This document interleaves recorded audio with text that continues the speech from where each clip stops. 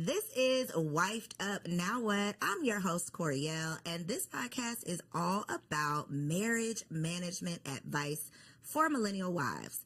Wives like me who said I do and then try to figure out what the hell did I just do. So many of us were taught that getting the husband was the hard part. But what I'm realizing is that managing the marriage is where the real work comes in. So we have two wives in the building today. We got my girl Takara and Mecca in the studio. Hi. Welcome to the show. Thank you. So for the people who are not familiar, start by just answering simple question: how long have you been married? And is this your first marriage? That was not a trick question. I'm going on 8 years of marriage next month. Congratulations. February, it will make 8 years. And no, this is not my first marriage. Okay. So for me, this is my first marriage. We've been married for 10 years this October and together for 15. Congratulations. Yeah. Wow. Okay. And y'all know I'm the baby over here. Okay. We just celebrated 3 years. We definitely had a lot of transition in those 3 years, though, in terms of becoming parents, getting married, and just having to take on those new responsibilities. So it's been 3 years, but really it's been, it feels 30. like, it feels like we've done a lot. Well, you guys in went these through the 3. pandemic together too, so that added about 10 years. Yeah, it did, automatically. Of time. Yeah. So, but the whole point of, when I decided to start this podcast was for women who were led to believe in the happily ever after, that it's just get the husband and then the happiness is just going to come. Right. And that is absolutely not the case. So today we're going to talk about, this isn't not going to be a deep show though. We're not going to be getting like super into the trenches of like the ugly side of marriage. This is a fun, light, loving show. Okay, don't worry. They need to see that side, the happy wife side. But I always like to just put that disclaimer that it's not happily ever after. That it's not forever, ever, ever. Everything is going to be happy. There is, some hard times that come as well. But we're going to start with a little reaction because I'm going to play a clip. Y'all know they give us so much to talk about on these internet streets, but we don't often get the wives' perspective on some of this stuff. I don't know about y'all, but when I see the podcast, it's always the single people. Absolutely. And the wives don't usually get to say much. So y'all do today. Black church caters to the black woman. And the reason the black church caters to the black woman is because the black woman is the provider. She has more income and education than the man. So they're looking at this financially. They also have a vested interest in her never getting married. The pastor is the metaphorical husband of all the single women in the community. I'm not saying he's sleeping with them. I'm saying he's keeping them so distracted with Jesus that they never find a husband, and that's the way he wants it to stay. Because if she finds a husband, she won't have as much time to be donating to the church all the time. Wow. So the black church benefits from single motherhood. They don't want our sisters married because Dr. Umar believes that the black church benefits from single women, single mothers, due to the resources that and time we put into the church when we don't have a husband. So how do you all feel about You that? go first, Mecca. I would love to hear your take. Absolutely. So I always look at the source, and so I don't know a lot about him. I'm wondering if he is married. He is not.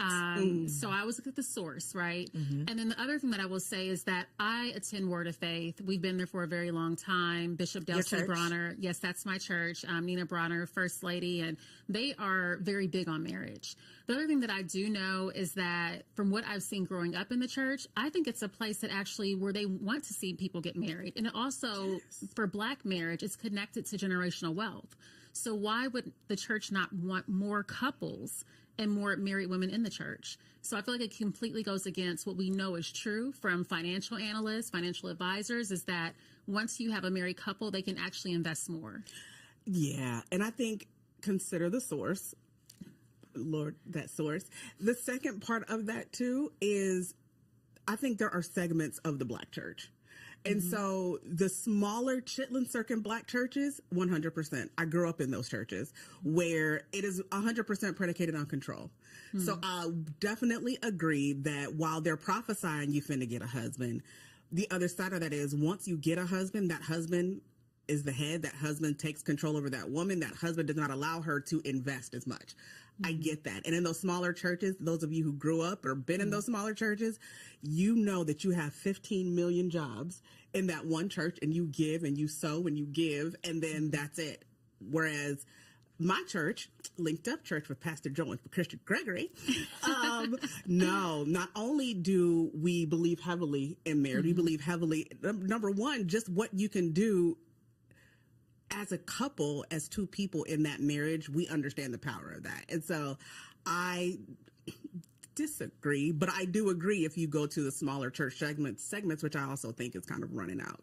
So it could be possible in some churches, but it's not 100%, which nothing is. Just because a man sits in a pulpit does not mean that he does not pray on women or people. Correct. And so we have to remember these are people. Yep. This is a man or a woman that's been given, that's in a position of power. And so you have to also look at who is the person that you're following.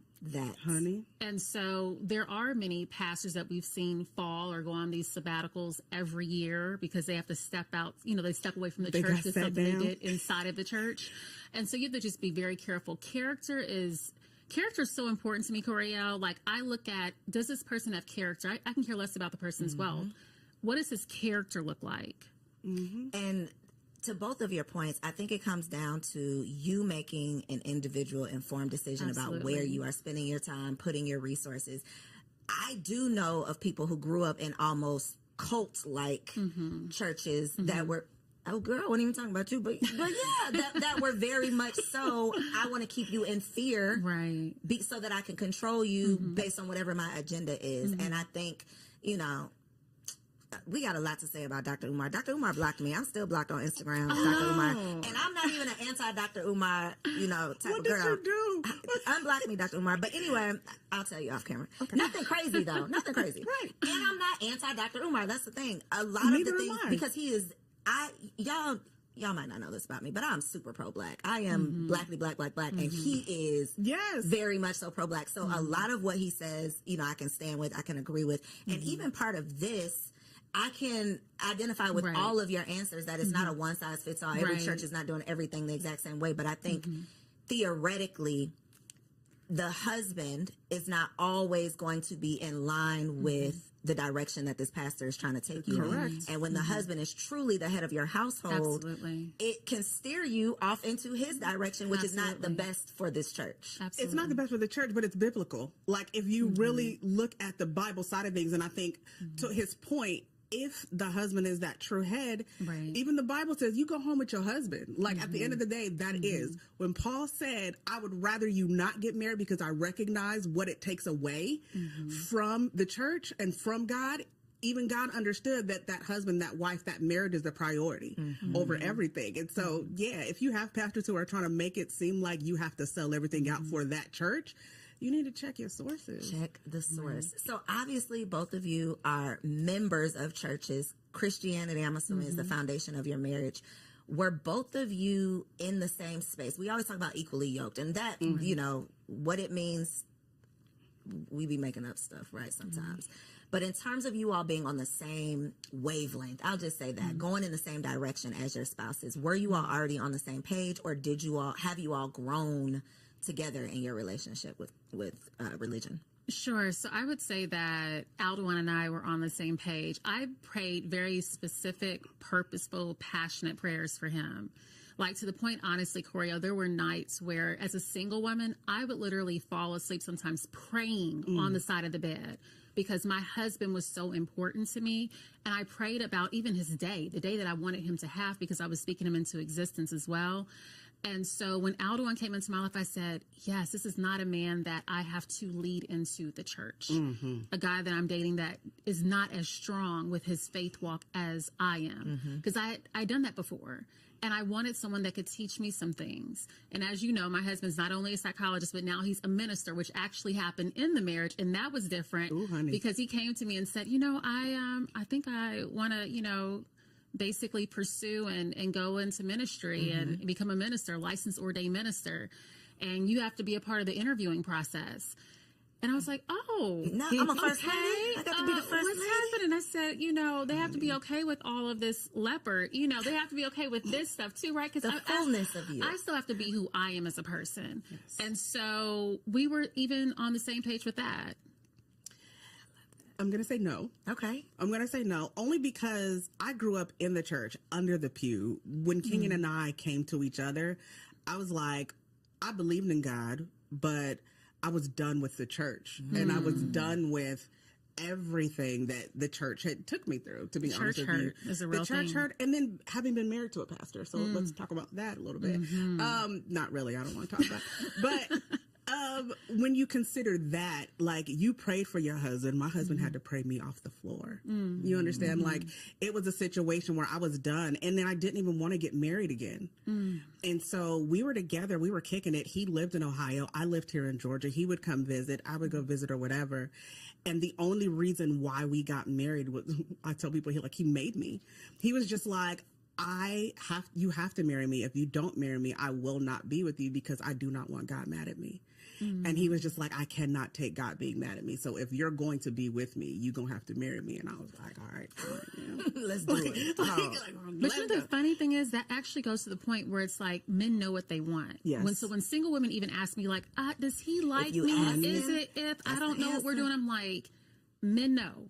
And he's going to communicate the fact that he wants you, and he will pursue you. Honey, that's it. Yep, That's he's gonna it. come carry you down that aisle if he can. Right. Drug me. So, to your point, if you have to ask the question, then you already know the answer. So, one of the questions that came up on one of my, y'all know I host a million podcasts, but one of the questions that came up on another podcast that was like kind of controversial. Me and my co-host completely disagreed, and I got to get y'all's take on it. And it is this concept of having your own stash. Now, I'm not going to say secret stash, but how do you feel? What is your perspective on a woman in a marriage having a stash of money to the side? So this actually came up. And my husband was surprised. We actually, 2 years into our marriage, we actually met with a financial advisor, sat down, went over all the numbers. He's like, wow, I didn't know you made that much. Because our marriage is very much, some people would say traditional, where he pays all the bills. What I bring in is for retirement and for vacation and groceries and things like that. And so he's like, oh, I didn't realize you made pretty much the same as me. And I didn't realize you also had these other amounts. And it's interesting because I had to break that, because Aldo, being the therapist that he is, was like, this does not work in marriage. And I was like, well, my grandma told me that I need to have something on the side just in case something goes crazy.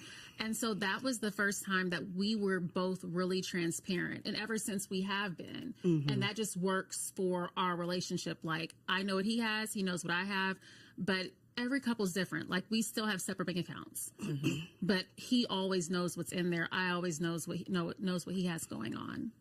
Was that because submission is the biggest curse word on the internet, right? I know. When you come to those situations where I feel very strongly this way, Alduan already had his very strong stance as well. And I don't know that you disagreed or there, you know, he had to convince you or anything like that. But in a time like that, and maybe you can think of other scenarios that were similar, do you feel like at the end of the day, if we can't agree, I have to submit to what you said? Like, I'm just going to close down this account whether or not I really truly agree or not? We typically bring in an outside person. Okay. We have a therapist. Okay. So the therapist has a therapist, and that was a requirement for me with us getting married. So we have our own therapist. And so, yeah, there's been times that we haven't agreed. Anyone who has followed like our story knows that I wanted to expand our family. We have a blended household. He was like, I'm good. We had this one additional child together. I was like, no, I need to have another baby. Because I will birth a nation. You know, I was willing to birth a nation for this man. Her name is Mecca, and she is birthing it all. Yeah. And so, but the thing is that we had to get on the same page with that, and it took That's a big five one, years. Mecca. 5 years. It took 5 years of convincing What was this that man. like? And then I promise I'm going to let you answer You're about the secret fine. stash. What was that like, though? Because that is So- one decision that I personally feel like if we are not in agreement, Right. you're not about to be half dadding over here when I had this baby. Right. So it was a lot of conversations, a lot of tears. I'm gonna be honest, a lot of tears, because when I'm not going to just say a woman, but I'll say a woman. When I feel like when you feel something in your heart and God is speaking to you and you're seeing visions and dreams, and I had very vivid dreams going up an elevator with a little small toddler boy, him holding my hand, looking at me. And I was like, oh my gosh, that's my son. Literally come back down the escalator at the same hospital, Emory Midtown, and him being a grown man and me looking up to him because now I'm an older mother. That'll make me cry. And so when I saw that, I told him that dream and I said, I have chills right now because I was like, God spoke to me and I knew. And so a lot of prayer. I will tell you, there's nothing like prayer, because I started the Wives Prayer Challenge during the pandemic. And I said, well, you know, God has told me this, but I had over 1,000 women praying over my womb. Listen, they was all standing on business for her belly. Right. And you know what? Women talk about all the time, and I've heard a couple of women pastors that have told me about this, and they've said that pray for your husband like in his prayers too, and just how he thinks. And so Aldon, actually, he was the one who woke up and said, God told me to give her another chance. And for 3 months he went hard in the paint, because before, let me tell you, I was putting a little bit of maca powder inside the smoothie. I was like, all right, what type of potatoes I need to chop up? But my husband knew what he was doing. He was like, you have to catch me up. Like, no. So we had to be in alignment. We had to be in alignment. And once we were, it happened. So to answer the question about submission, if push comes to shove, if you sit down with the therapist and the therapist says, Aldewan is right, do you feel like, okay, I'm going to submit to that? Absolutely. Absolutely. Because my husband is the leader of our household, and I am perfectly fine with him being the leader. That's where he's supposed to be. That's where God has positioned him. But I have to trust. I have to feel protected in the marriage in order to feel like I should be able to be in a place to submit to him. And he makes me feel that way. I think that is where the negative aspect of submission comes in. It's you did not choose a partner who you can trust yourself to submit to. Right. So now the thought of submission is just, it's a curse word. Right. It's like, no, you made a bad choice. Right. Yeah. And that is what needs to be evaluated, not the concept of submission. They don't trust the leadership. That part. Yeah. And that's the thing too. I think just going back to the grandmother, what our grandmothers used to tell us, right? Grandmamas, great grandmamas, everybody had those conversations with their daughters, their granddaughters, and everything, because back then, number one, they had no other choice. They couldn't work. They couldn't do anything for themselves. They couldn't provide for themselves. They had to rely on that husband. And they had partners who they could not trust. Granddaddy had maybes all around the city. And so she really did have to depend on herself. And so that's why she had to have that stash. Me on Today, the same thing. Yeah, we had that conversation in our book Covered. We talk about that. There should never be a thing where your spouse has to wonder what's going on in your life. And that's any area. That's money, that's whatever. And so if there's no open book with finances or anything, then again, can you really say you trust who you're married to? Right. Ooh, one thing that came up that I personally have experienced, and I'm still kind of working through it, is the business part. I have no problem in any other area, but I feel like this is my business. You know, this is my baby, you know? How have you, not how, because I'm not going to make an assumption that y'all have had that experience too, but have there been any areas where you've had some challenges in fully being, not necessarily being transparent because it's not a secret, but in fully allowing them to hold space in truly every area of your life? Did y'all experience any of that in any areas? Yeah, especially coming up. When I met Kenyon, I was a single mom too. I've been a single mom. Even when I was married before, I was still very much a single mom. So, you know, that sort of thing where you've taken it upon yourself to handle and carry and do everything. We got married, and I mean, we had all kinds of money coming in the house. Lights were getting shut off. Things were getting like missed because I was trying to carry it all on my own. I was trying to do everything because that's what I've always done. And he was just like, where do I fit in? Like, you can't invite me into your life and not provide space for me. So where do I fit in? And so it came to a point where like he had to just take stuff off my plate because things were falling apart, but I didn't know how to fix it. I didn't know how to carry it all on my own either. And so we had a big old blown up fight where me coming from abuse, and he would like yell at me sometimes, like, why are you not asking for help? Like, seriously, what is going on? And he's just like, I feel like you don't have any room for me here. So what do we have to do? And so we literally knocked down, drag out fight, where we had to lay down, little things, babe. Okay, here are all the bills, do all this. You take care of all of that because I can't. If my brain is over here, I can't have space for it over here. You take that. And so we had to work through every little detail of my life to give him space, and then for him to help me feel safe in that space, because it wasn't always easy. That is big. Again, yeah, I just really host this podcast specifically for myself, because I just be like, girl, I'm trying to be wifey for life. You help me over here. One thing that made me think of, though, and I, was not a single mom, but I got married later. So I had this independence. I was already not stuck in my ways, but I had been accustomed to doing things the way I've been doing them. And handling all of the things, not having someone to ask to do this or do that. And my dad came to visit. The last time he came to visit, I had not went and got soap for the guest bathroom. And so my husband came downstairs and he's like, you ain't even getting no soap. And in my mind, I didn't get the soap because I had checked off 1,000 other things that I had gone to get. And it was in that moment that I realized, because at first I was like, damn, how could I forget the soap? How could I forget the soap? And then I'm like, well, wait a damn minute. You ran to 25 other stores. You did a million other things. Of course you forgot the soap because you were trying to do all of it. And so I think so often we don't ever have that moment where we pause and say, well, wait a minute. We just beat ourselves up, or we feel like we're, failing. Yeah. And it's really that self-awareness. It's knowing that it takes an adjustment, and it's not just going to be, he can't read your mind. That's another thing too. He don't even know about the soap. He doesn't he didn't even have an opportunity to help out because I didn't ask for help. We even created like a business, like even in the home, we have conversations. My mind goes a million miles per minute. You know this. You run a business. When it comes down to it, we'll say something, and as long as you told me yes, I'm running with it. I'm going. It's done. Like that's it. It's already done. Yeah, that's it. And so it got to a point where that would happen, and he would be like, "But that's not what I said. That's not what I meant by that." And so now we have conversations, and I'll follow it up with an email. I mean, like, just so we're on the same page. I love that. And literally, that's the only way we can stay on the same page, is because I hear go, he hears, okay, well, let's have another conversation, or things like that. And so we have literally emails, business conversations about just like the household. Here's what we said.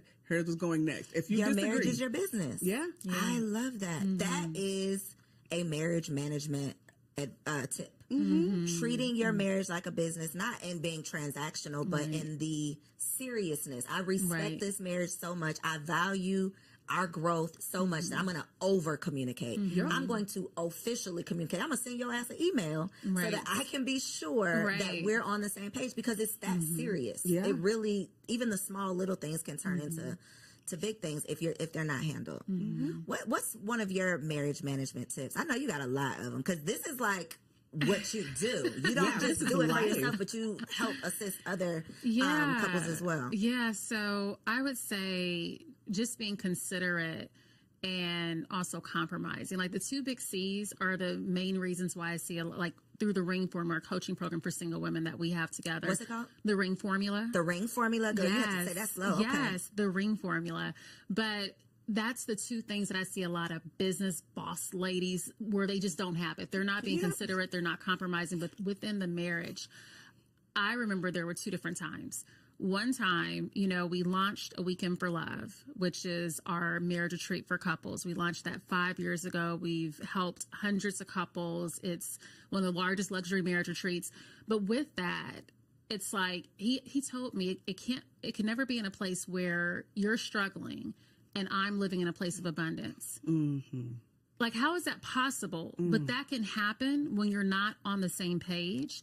And that's what happened, because I was investing all, even my own personal money, sponsorships. We had a sponsor that pulled out, and I was just like, I'm just going to make it work. And he was like, no, like you're over here struggling, but I'm out buying a new suit. I'm like, drowning. How does that make sense? I could toss you a life jacket. Right. Yeah. But I didn't know how to ask for help. And we've got into these deep discussions, arguments, conflict, whatever you want to say, right? Deep discussions where he has said to me, don't work around me. I'm like, but I was just like making sure the kids are with the parents, and I wanted to make sure that it was easier for you. Girl. So I just did it.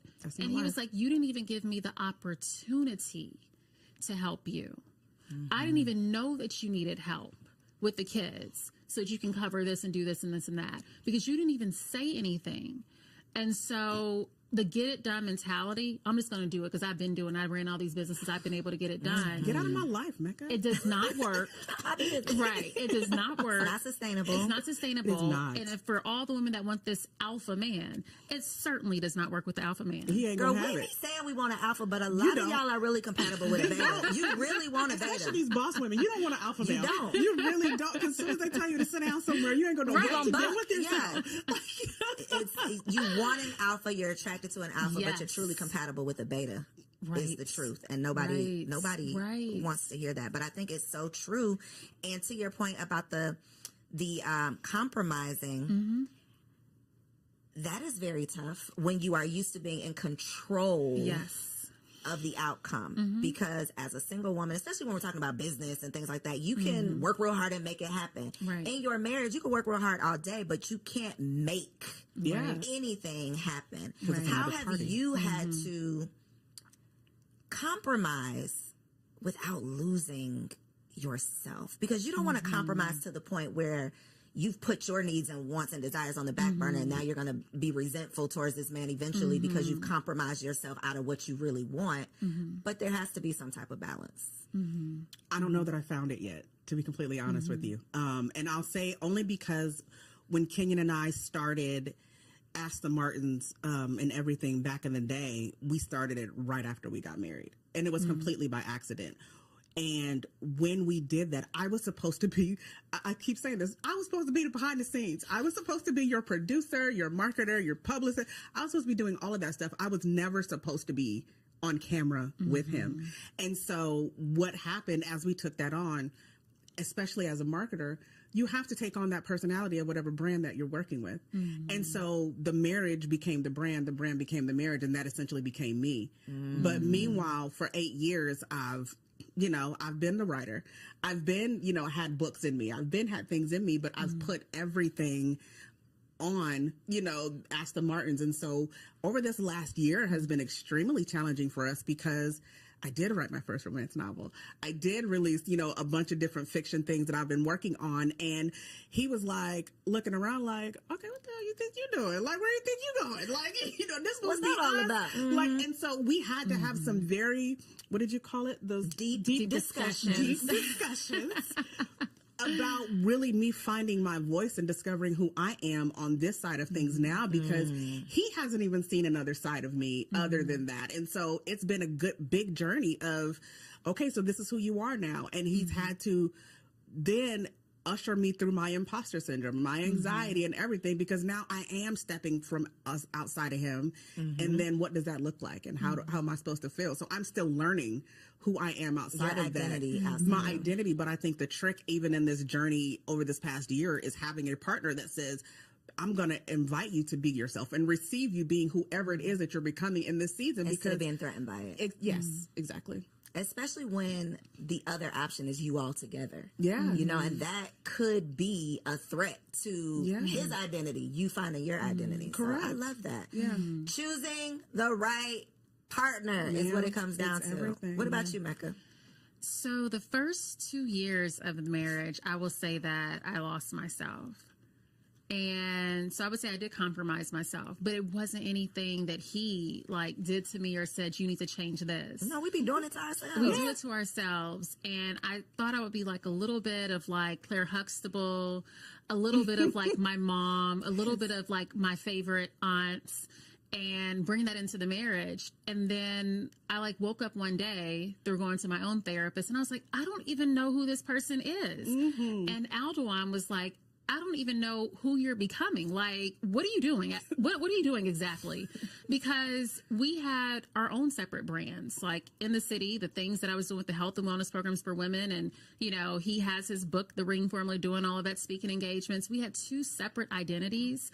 And for some reason, and I talked to my therapist about this, I think with being with an alpha man that has a big presence when he walks in the room, even though I was this big presence on my own, it was something that happened when I got married that it's almost like I became a little bit of the shadow. Yes. And that was never the space that I played in. Not even when he met me and he was like, I was attracted to that person. So who is this new person that you've made up that's kind of to the side? That you've made up. Yeah. And so I had to rediscover myself as a wife and say, no, like the things that most attracted him to me as a person, why would I hide that or dim my light? And he is not the one responsible. I am the one that's responsible for doing that. Ooh, that part, the self-awareness. That's good. Marriage is truly a mirror. It is going to show you all of the ugly, whatever. It might not be ugly. Whatever it actually is, it's going to show you that. And so many of us are not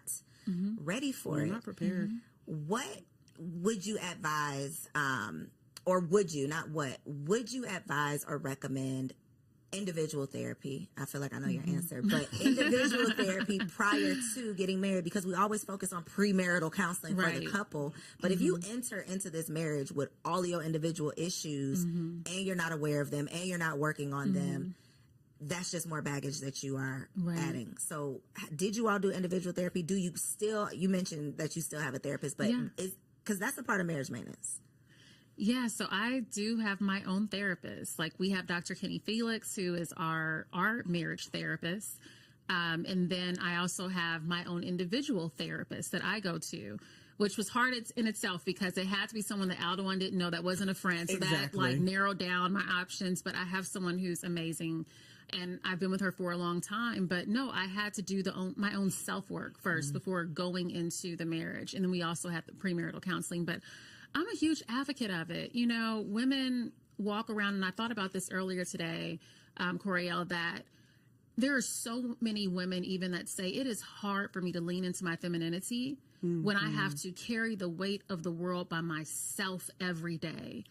I would love companionship. I would love just a little bit of a lift. A soft space to And the land. soft space is hard for them to get into. And if you think about everything that they're carrying, it makes total sense.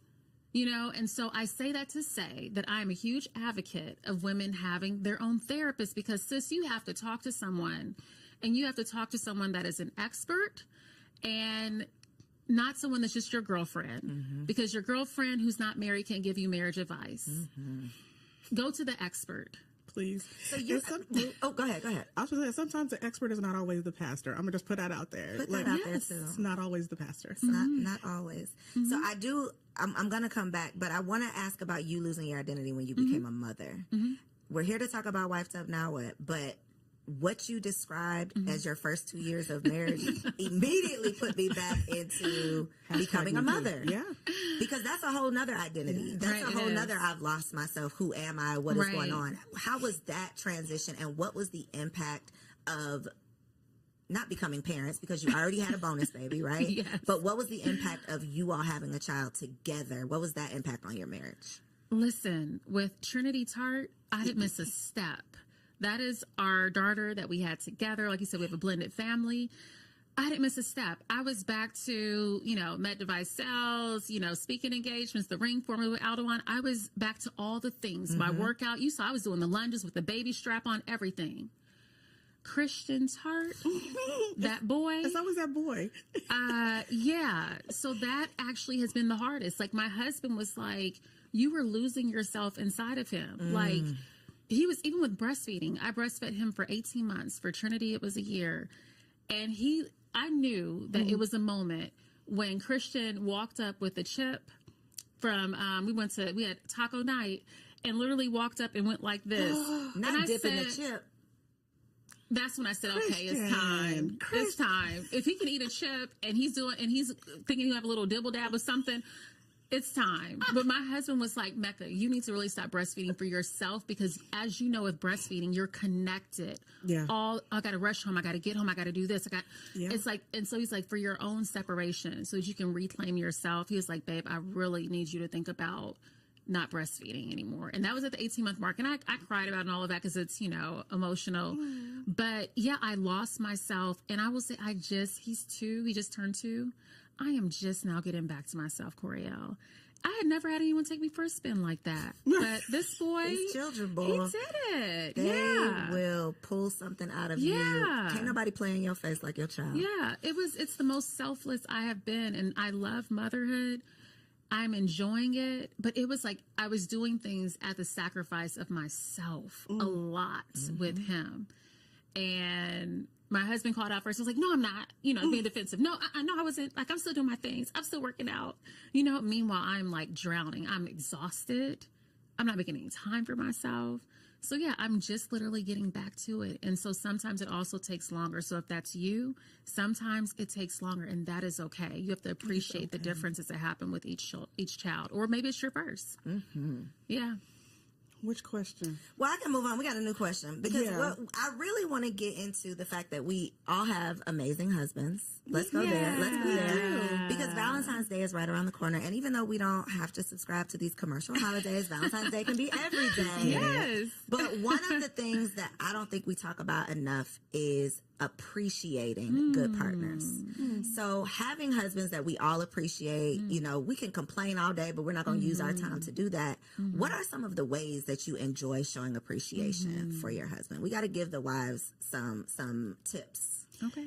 I think, and you correct me if I'm wrong, both of you with husbands, I think for men, a big part of their love language, I don't care who they are, is that words of affirmation. And it's easier for me because me and Kenyon literally live day in, day out together. Like, we're in the house together all day, every day. And so that's just us. But I think there's something to be said about people who also appreciate the journey of where they've come from. Because when we're in the house together all day, every day, I love you. Hey, thank you for doing that. Oh my God, I love you. Give me a hug. Like, we hug. We don't sleep in the same bedroom, but we get up and hug every morning. Pause. Flag on the play. Say that one more time. We do not sleep in the same bedroom at all. Like, well, that was not on my cards. Okay. Let's go there. How? Why? Please tell us about this. It started out as me snoring. Okay. And so that's how it started. But we have very different rhythms in how we move about our day and how we wake up or whatever. And so he has his room. I have mine. I wake up. Most mornings I'm up by 3:30, 4 a.m. Wow. So, and he's not up probably until about 7. So when that happens, I'm up, I'm moving around. By that time, I've gotten a walk in sometimes, or, I've gotten my work done. I have a very specific schedule. And if he's there, sometimes he'll try to hold me back and pull me back into the bed. And I'm like, okay, no, but I got things to do. But it also makes the marriage a whole lot more exciting. I was going to say, there seems like there would be some benefits to... Oh, yeah. We plan our dates. We meet up in the media room, or like we do whatever. Like, we, depending on whatever. Wow. No rooms off limits for intimacy. Like, it's just, it's just a good move. But you have your own... We have our own... space. Yeah, space. Yeah. So the concept of like living in separate houses, I've heard of that, and this is very new. It's usually like older people, I feel like, with the separate houses thing. Yeah, older. Yeah, no, separate rooms. Like, you got a lot of older people subscribe to that too. Yeah, but it's usually for bad reasons. It's not usually, and I mean, snoring. That's a challenge, though. That is a real honest challenge. I snore like a trucker, so it's one of those things where I'm just like, I'm okay. Wow, yeah, that's and we're both introverted, and so we'll have days where like we've had like today, I don't want to talk to him when I go home. So like literally, I'll just be like, hey babe, give me a kiss, hug, love, whatever. And I'm going to my room. Yeah, I'm gonna need some decompressing time, and he'll be like, all right, cool, like introvert time. That is, he gets y'all are really living a mature marriage. That is very mature, because I'm gonna take it personal. We've had to talk about the man cave, You're I'm introverted. Are you really? Yes. Really? I can do this, and then I'm gonna run out the door and put my head down when the cameras go off. But you can have a man cave as long as the woman can come in. Like I am up under my husband, so I would take it personal if he was like, I've been thinking maybe we should have separate bedrooms, but the fact that y'all didn't, that's but we amazing. didn't, and it was an accident. It wasn't. I feel like if he would have come to me and said, "I think we need separate spaces," I probably would have like threw a fit or threw something at him, one or the other. But it was the fact that it kind of became a natural thing where we woke up one day, we're just like, "Well, this is okay. Are we okay? We're good." Like, and I can bust in his room anytime, like anytime, cuddle up on his couch or like get with him, whatever. Like, it's never like a mine and yours. It's all right. Whose room we kicking it in tonight? I love that. Okay. So appreciating these good men, you're saying words of affirmation. All so day. making sure that you're hyping him up. I think that it's like the elementary school. A lot of people still have that very elementary school. If I like you, I'm going to be mean to you. I'm going to say mean things. You know, Black women specifically are not known for, not that it doesn't happen, but we are not known to be lovey-dovey with our husbands. We're like that with our children, but we are not known to nurture our husbands in that way. So the fact that you know that that's the love language, and then you actually are doing it, I think that's big. What about you, Mecca? So I had to relearn his love language. And the reason why I say relearn, we were together, we dated for 5 years before we got married. And for his 40th birthday, I gave him my birthday, like what I would have wanted a birthday, the red carpet, 70 to 100 plus friends, largest cake I could find, you know, tailored suits, spa day, all in one day. He was like, I thought the spa was it. We got to go somewhere else. I was like, yeah, I have dinner set up. He's like, well, cancel reservations. I was like, no, but our parents are going to be there. He said, I'll tell them I'm just not feeling well. Like the spa's great. I'm just going to stay in bed. I said, no, it's actually more than your parents, like a few more people. He was like, how many more people? I said, a few more. Girl, I had a whole surprise party, photographer. Yeah, so it took some time, you know, for 5 years before I actually said, okay, that's my love language, the gifts, you know, that is not his. He is words of affirmation. He is also someone who likes physical touch, which I knew that about him. But the gifts, that's me. The big surprise, all the people, oh my gosh, that's me. It is not him. For your next birthday party. Yeah, you know, and so literally for his birthday this year, he said, and he's celebrating his 50th, he was like, you know, I just want to go to an island by myself. Ooh. That's what. Were you offended by that? No, because he's been saying that for a long time. Like, he just wants to take a vacation by himself. And as you know, with Aldewan being a therapist, he is talking all day, every day. Processing other people's stuff. All day, every day. So literally I can see him like floating in the pool and him being so happy because that's what he wants. And so you have to celebrate people the way that they like to be celebrated. I've heard married women say to me, if my husband gets me another red bottom or purse, I'm going to scream. Because their husbands are into that. They are not. They actually would like more physical touch. They would like words of affirmation. They would like for their husbands to be present. But he's going to buy them a gift to just pacify it. So you surely have to know your husband's love language. Loving them in their language versus wanting them to speak your language. Right. You know, he has to love you in your way, but you can't love him in your way. Right. You have to love him his way. I love that. Very mature answers. That's why we got this 10 years of wisdom. Okay. I want to get into Wifey keeping it spicy though, because Valentine's again is right around the corner. This is my subject. I know. I was about to say, I know Takara is ready for this one. Okay. But what is your way, you as a wifey, keep it spicy? First of all, as a romance writer, I feel like this is my bag. Come on, I need to read one of your books, baby. Next one's coming out next month. I'll definitely. Okay. We'll link it below. It's one of those things where, yeah, you have the healthy imagination. And here's the thing for me personally, I did not get invited into my sexuality, I think, until I was close to 40. So it was one of those things where, like, growing up in the church, sexuality is hidden from a lot of us. And absolutely. so I entered into this relationship with him from a spicy perspective and just like, hey, I mean, show me some things. And so it just came down to it where now I invite him to, we continue to learn and teach each other, and we have sex days. And so sex days or dates? Okay. Dates. Like, yeah. And so that's what I'm saying. Like the separate bedroom thing is cool because like we'll be flirting throughout the day. Like tonight, don't forget what you told me. I can't wait. And so we flirt. We, sext. We like everything just to make sure that we're keeping everything together and spicy. Because, I'm 41, he's 50. Like there's only a small window before stuff ain't going to be working no more. So I'm just like, listen, let's just get this in. And so we are very intentional about that, and I'm intentional in terms of like coming on to him so he doesn't feel like he always has to be the initiator. What does that look like from a woman? That like a walking up, you rubbing his head or something? Well, it could be as simple as, I mean, you know, we've made it as simple as, hey, I showered.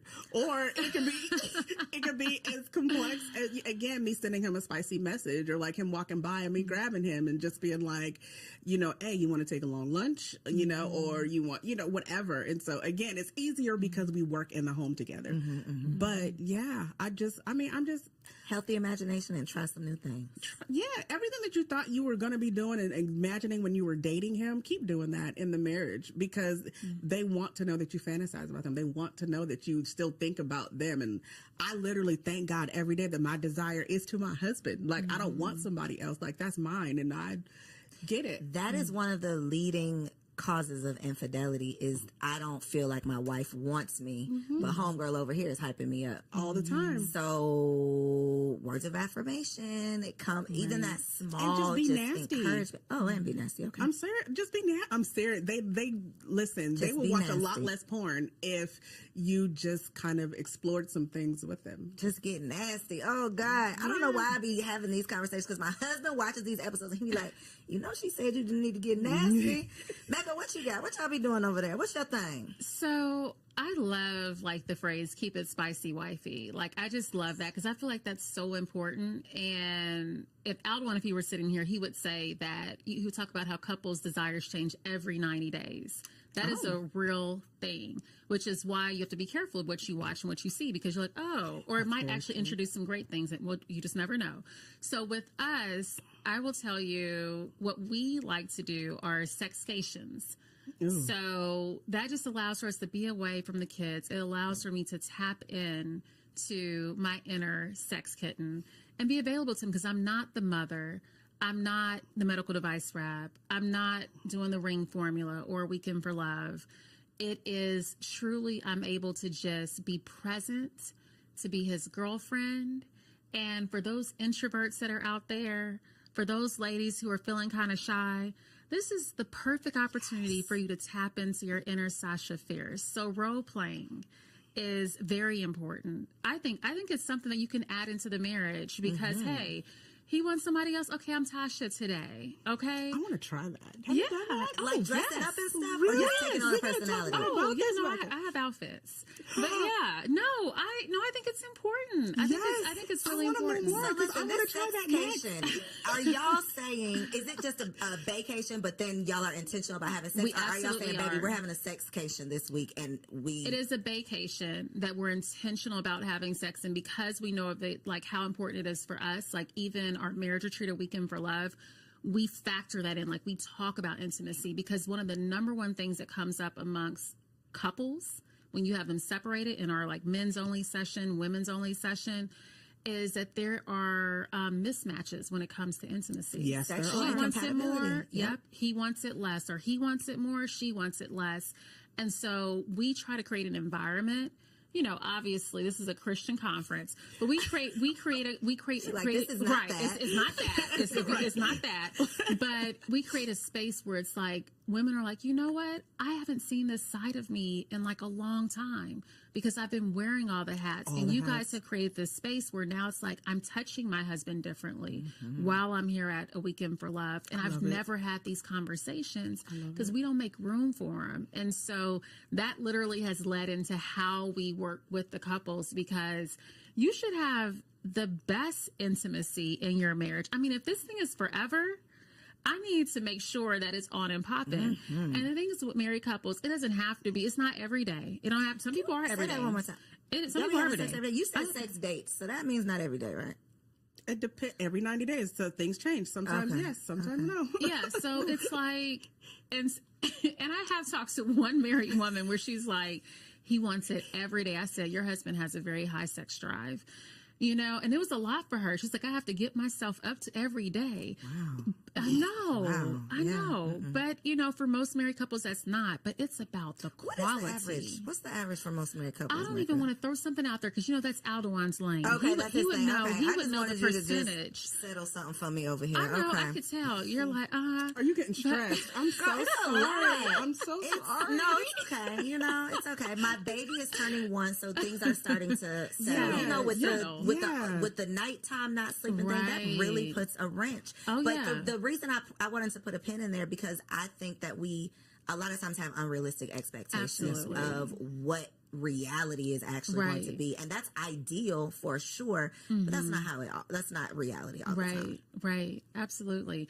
But Wifey is keeping it spicy. Oh, absolutely. I'm gonna have to give you some outfits. Oh, Who you want me to be, baby? I do have a couple little wigs now. Hold it out. You throw on a little wig and become somebody new. Listen, you know I got that blonde one, girl. Come on. Right. Listen, TK is about to give y'all some more for our Wifey Keeps It Spicy segment, so make sure y'all stick around. Hey ladies, welcome back to another Wifey Keep It Spicy. My name is Takesha, and this week I want to talk about how to actually keep it spicy. Last week we talked about femininity, just getting in that era, feeling good, right? Feeling your feminine essence. But this week we're going to get into the spice, okay? Now, I don't know why I have been in the mood to challenge y'all, but I feel like it's some things that I talk about maybe you haven't thought about, or maybe it's going to challenge you out of your comfort zone. And so I kind of want to preface it with saying, hey, sis, this might be a challenge. But for this week's Wifey Keep It Spicy, I want you to be dedicated to being the fantasy, dedicated to being his fantasy. And the easiest way that we can slip up out of slip into going into everyday marital, this my boo, turnover, boring sex is that we forget to be dedicated to it because we keep doing the same thing. Now, listen to me, as a wife that is about to be with her man for almost 9 years in August, married 8 years in September, doing the same thing gets the thing done. Okay. Like a lot of times we're okay with that. But I always want you to keep him on his toes, keep him snatched up and obsessed with you. And we do this by being spontaneous. So let's dive into today how we can be dedicated to being the fantasy. This week, I want to challenge you to go ahead and take a trip. Go ahead and take a trip to that sex store. But we're not just going to go to the sex store. We are going to plan a date night. Yes, us ladies, we're going to plan the date night, and we're going to take our man to the sex store. And what I want you to do when you get into this sex store, I just want you to take your time and explore. And I think that this is so beneficial, especially if you are new in your marriage, because maybe you have not explored all the options or all of the desires or all of the things that your man possibly might be open to. So just walk around, get cute. Maybe you going in and you got your mindset on, you know what?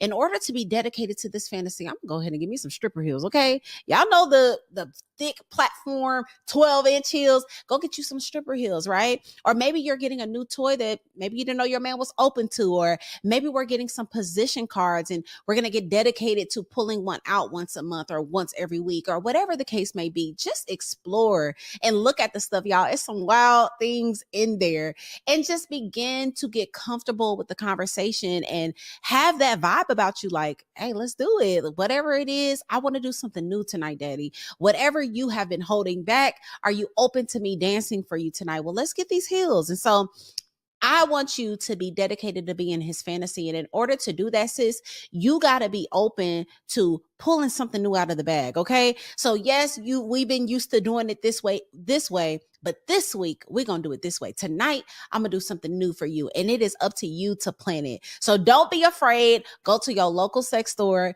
go ahead and pick out a new toy, get those deck of cards, whatever it is that you and your man are comfortable with.